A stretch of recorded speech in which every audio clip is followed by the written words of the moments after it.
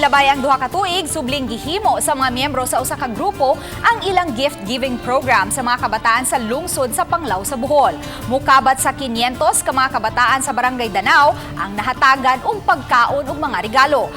Aron mabulukon ug malipayon ang tanang mga bata, adunay Santa Claus nga miapod-apod sa regalo.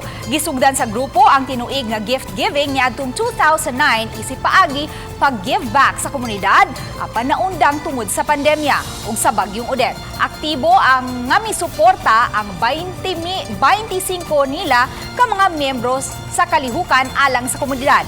Pagkahuman sa event ng Limpyo Sab, ang kabataan pinaagi sa pagpamunit og mga basura aron clean as you go. We are very glad that we will be able to give back.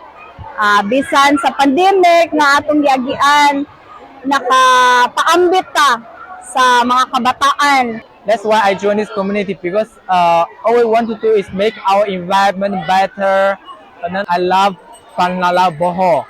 I choose this place to settle down also because this have a very good potential to be a very nice place in the future.